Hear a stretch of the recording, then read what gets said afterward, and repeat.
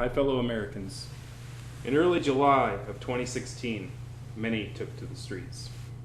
Tired of the harsh reality in which they live, they desired a change. They wished for freedom to explore the world in which they had been gifted, but all too often, they also feel shuttered from. With the technology of the modern era, we have tools in which can open doors that many have never had access to before.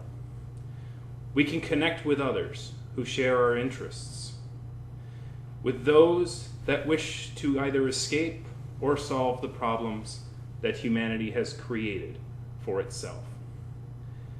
And so utilizing that technology and by socially connecting with others that similar ideas and wishes, they have decided to cut their corded existence and to assemble within the real world. And while these Americans push forward, others are skeptical.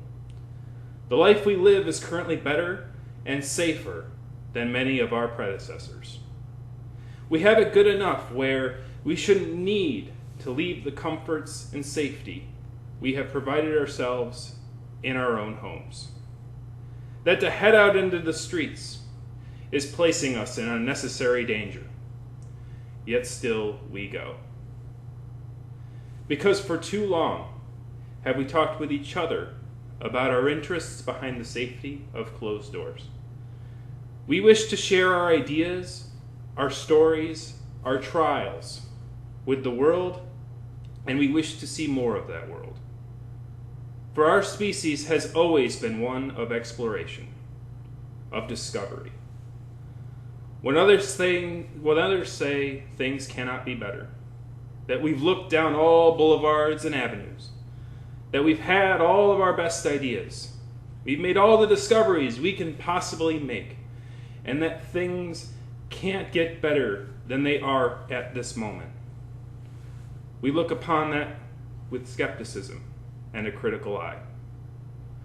For each generation is a derivation to make things better than they were for the generation before it, to strive for the dreams of those before us, and to create a hopeful future for the ones that follow us. However, sometimes we become blind to these problems, and our children will see something as a problem that we merely thought as a normality. And as we get more distracted by our own day-to-day, we may not see the problems that others may bear all too frequently. So we make excuses.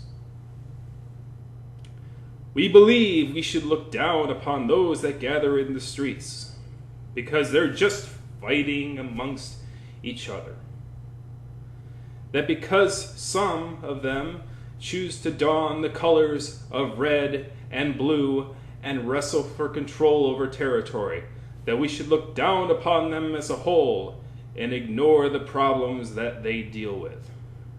But know that there are many more that fly neither color, that follow their better instincts and overcome the desire to join such cliques. It is deeply and immorally unfair to ignore the plights of those that merely wish to exist in peace because of those who are all too comfortable with lashing out at each other in war. We must look to one another, be there for one another, and continue to do what we can for one another, and not be blinded by the physical and psychological territorial aggression that is ingrained within our species.